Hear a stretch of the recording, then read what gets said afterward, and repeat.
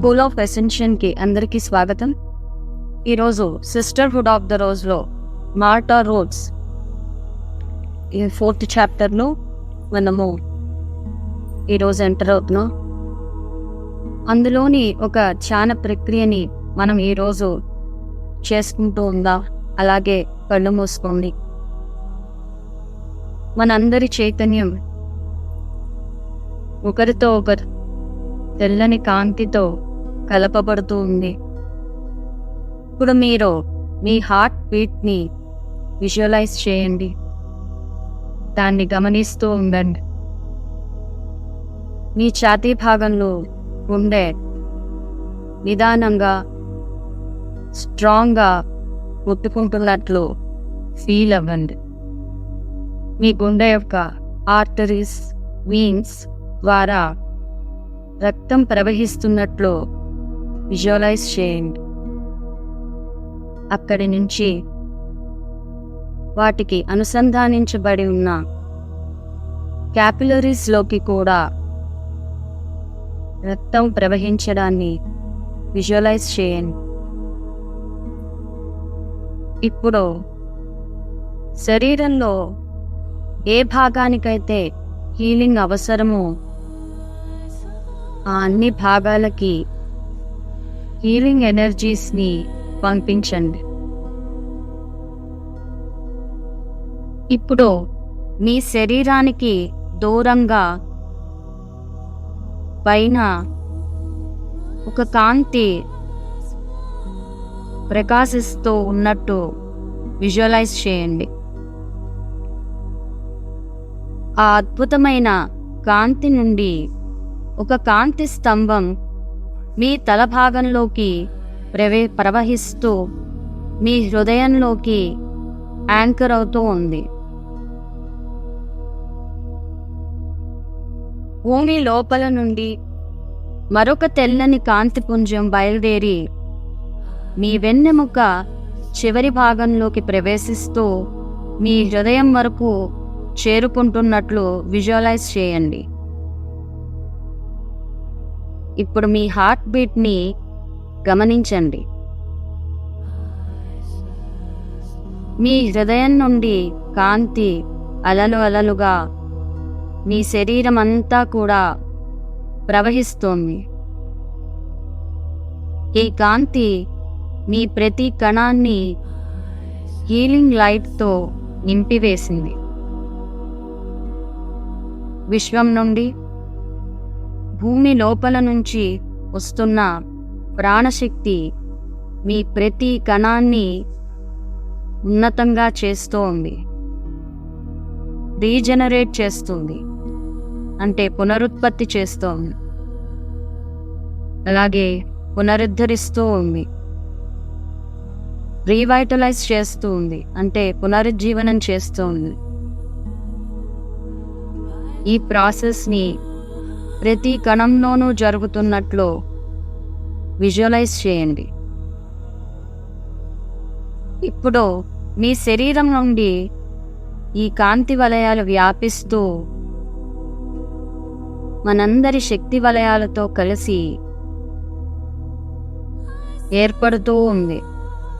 ఇప్పుడు మీరు మీ heart beat మీద దృష్టి పెట్టండి.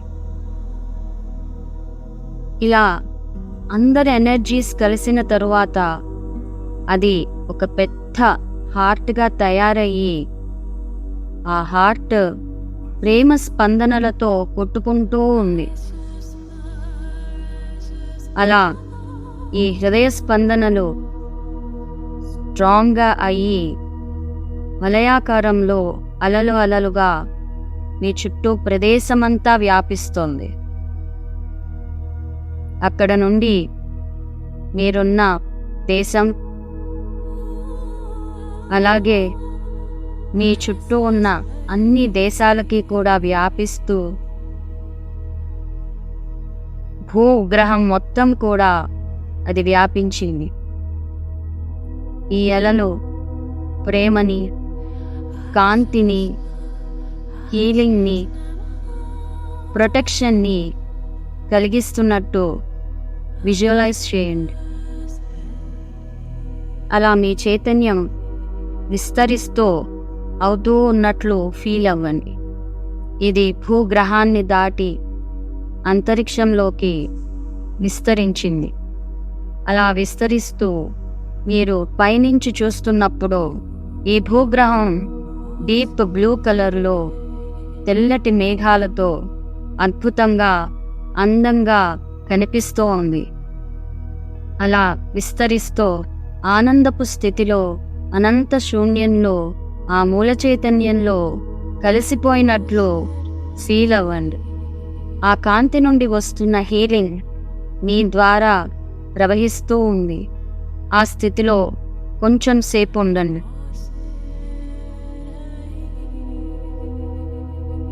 ఇప్పుడు ఆ శూన్యం నుండి వెనక్కు తిరిగి రండి. తిరిగి భూమి మీదకి, మీ దేశానికి, మీరున్న ప్రాంతానికి, మీరు మెడిటేషన్ చేస్తున్న రూమ్లోకి, తిరిగి మీ శరీరాలలోకి ప్రవేశించండి. పైనుంచి వస్తున్న కాంతిని, భూమి లోపల నుంచి మీలోకి వస్తున్న కాంతిని రిలీజ్ చేసి కొంచెం సేపు ఉండండి. నిదానంగా చేతులు రెండూ తీసి కళ్ళ మీద పెట్టుకుని 5 సెకండ్స్ ఆగి ఓపెన్ చేయండి. ఈ కథలో తర్వాత ఏం జరిగిందో అనేది తెలుసుకుందాం. ఇలాగే ఆ జేన్, ఎలాంతి, ఇసడోరా అరిస్టాటిల్ యొక్క మార్గదర్శకత్వంలో ధ్యానాన్ని చేస్తూ ఉంటారు. అరిస్టాటిల్ ధ్యానం అయిపోయిన తర్వాత కళ్ళు తెరిచి వీళ్ళ ముగ్గురి వంక కూడా పరిశీలనగా చూస్తూ, వీళ్ళ అంతరంలోకి చూస్తూ వాళ్ళ ఆధ్యాత్మిక ఉన్నతి ఎలా ఉందా అని అంచనా వేస్తుంటాడు. అతడు జైన్ని, ఎలాంతిని చూసి చాలా ఆనందపడతాడు. వాళ్ళు తర్వాత జన్మలో ఎసెన్షన్ పొందుతారని తెలుసుకొని ఆనందిస్తాడు. ఈ జైన్, ఎలాంటి వాళ్ళ స్థితికి చేరుకోవడానికి ఇసడోరాకి కొన్ని వందల సంవత్సరాలు పడుతుందని తెలుసుకుంటాడు. ఆమె యొక్క ఆత్మ పరిణామం అనేది కొంచెం వీళ్ళకన్నా నిదానంగా సాగుతోంది. జైన్ కళ్ళు తెరుస్తుంది. తను తాను చూసుకుంటూ నేనెక్కడున్నానా అని గుర్తు చేసుకుంటున్నట్టు అందరి వంక పరిశీలనగా చూస్తూ ఉంటుంది. అంటే అరిస్టాటిల్ గురించి, షకీనా గురించి, తన గురించిన పాస్ట్ లైఫ్స్, గత జన్మలు ఏవైతే ఉన్నాయో వాటిని తాను విజన్లో చూస్తూ ఉంటుందన్నమాట. మొత్తం వీళ్ళు 12 మంది అమ్మాయిలు అన్నారనమాట. అంటే వీళ్ళందరూ కూడా ఎన్నో జన్మల నుంచి కలిసిమెలిసి ఉన్నారు. వీళ్ళలా వాళ్ళ యొక్క వర్క్ని చేస్తూ ఉన్నారు భూమి మీద. ఈ 12 మంది కూడా రెగ్యులర్గా ఏదో ఒక జన్మలో కలుసుకుంటూ ఎలా ఎనర్జీస్ని విలీనం చేసి హీలింగ్ని చెయ్యాలి, ఎవరైతే హీలింగ్ని, ప్రేమని, రక్షని అడుగుతారో వాళ్ళకి ఈ ఎనర్జీస్ని ఎలా పంపించాలి, ఏ మార్గంలో వాళ్ళకి ఇవన్నీ కూడా అందించాలి అని చెప్పి నేర్చుకుంటుంటారు. ఇది వీళ్ళు ప్రతి జన్మలోనూ చేస్తూ వస్తున్నారు.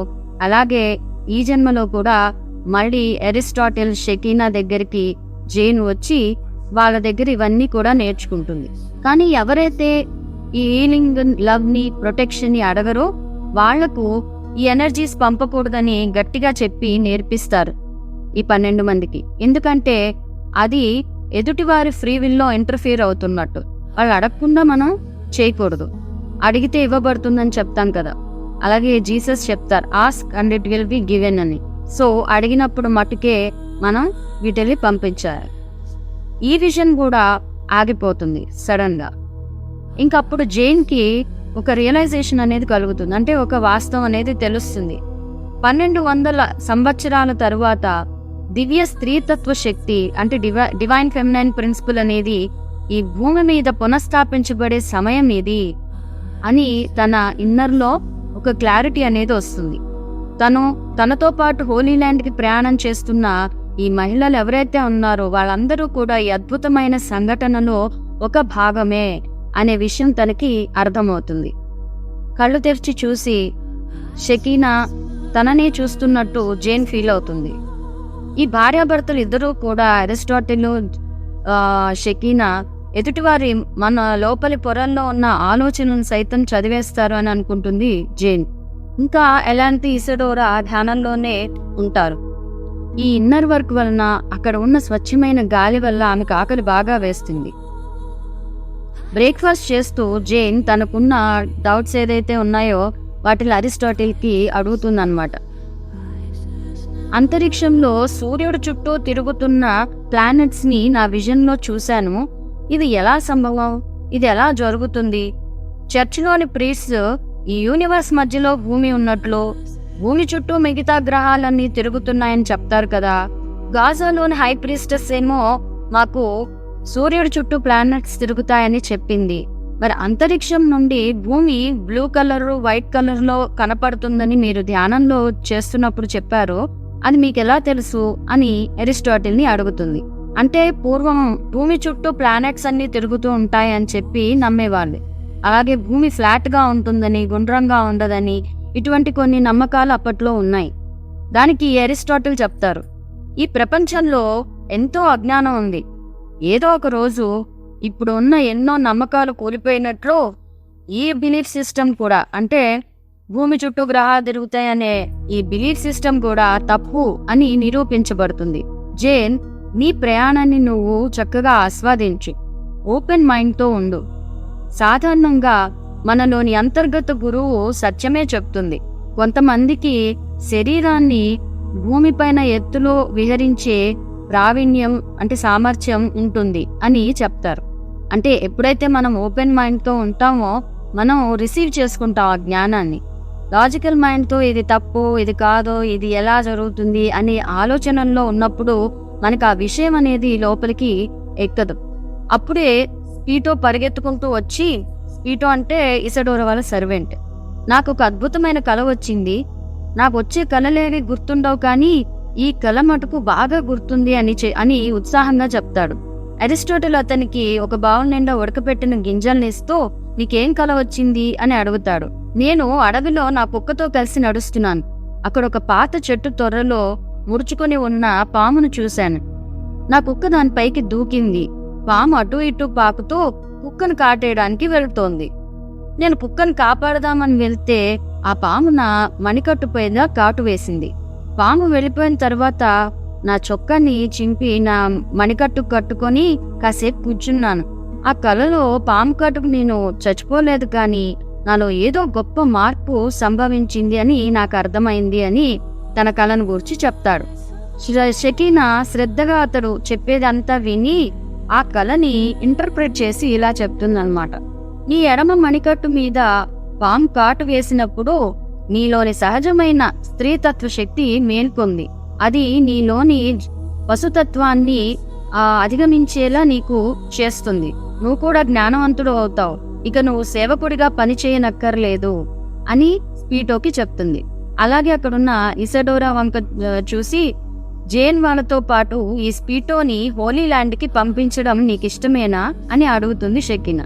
షకీనా కోరిక ఇదే అయితే నేను తప్పకుండా స్పీటోని స్వేచ్ఛగా ఉంచుతాను అని చెప్తుందనమాట.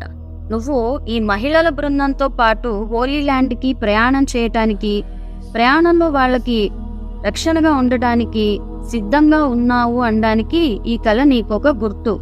ఇతడు రక్షణగా వాళ్ళతో పాటు ఉండడానికి అర్హుడు అని చెప్పి ఈ కళ ద్వారా, అంటే అతనిలో ఆ స్త్రీతత్వ శక్తిని జాగృతం చేసి వీళ్ళతో కలిసి వీళ్ళకి రక్షణగా అతన్ని పంపించడానికి సిద్ధంగా ఇతడున్నాడు అని ఇంకా చెప్తుంది. ఏంటంటే నువ్వు వీళ్ళతో పాటు వెళ్లేదాకా సర్వెంట్ గానే పనిచేయి, తోటివారికి అసూయ రేకెత్తకుండా ఉంటుంది అని చెప్తుంది.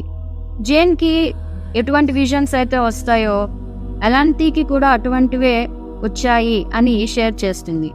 వాళ్ళు వాళ్ళ ఆలోచనల్లో మునిగిపోయి నిశ్శబ్దంగా కూర్చుంటారు.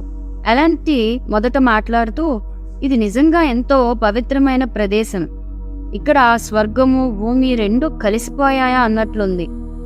ఇక్కడ ఒక ప్రత్యేకమైన స్త్రీ పురుషుడు శాంతి సామరస్యంతో జీవిస్తూ వాళ్ళ జ్ఞానాన్ని, కళలను, చక్కటి ఆహారాన్ని, వాళ్ళ ఇంటిని అతిథులకు, చుట్టూ ఉన్నవారికి, ప్రపంచానికి పంచుతూ ఉన్నారు. నిజానికి స్పిరిచువల్ వైబ్రేషన్స్లో ఇది ఈ ప్లేస్ గోజో టెంపుల్ కన్నా కూడా ఎంతో గొప్పగా ఉంది అని ఎలాంటి తన అనుభవాన్ని చెప్తుంది. వాళ్ళ రూమ్కి వెళ్ళి హ్యాపీగా నిద్రపోతారు. ఇంతలో షకీనా వస్తుంది. వచ్చి తలుపు తట్టి నిద్ర లేపుతుంది. అప్పుడు ఎలాంటి అడుగుతుంది, మేము ఎందుకు ఇంతసేపు నిద్రపోయాం అలసిపోయినట్టు అని అడుగుతుంది. అప్పుడు షకీనా నవ్వుతూ, ఇక్కడికి వచ్చిన అతిథులకి అప్పుడప్పుడు ఇలా జరుగుతుందిలే, ముఖ్యంగా సముద్రపు మట్టం నుంచి ఇట్లా కొండ మీదకి వచ్చిన వాళ్ళకి ఇలా ఉంటుంది, ఎందుకంటే ఇక్కడ ఎథరిక్ ఎనర్జీస్ చాలా స్ట్రాంగ్గా ఉంటాయి. ఇవి వాళ్ళ సూక్ష్మ శరీరాల మీద నిద్రపోయేటప్పుడు పనిచేస్తూ హీలింగ్ చేస్తుంటాయి. కాబట్టి పగటిపూట నిద్రపోవడం కూడా మంచిదేలే కాసేపు అని చెప్తుంది. సో మనం ఈరోజు ఈ పార్ట్ని ఇంతటితో ముగించుకుందాం. Thank you so much.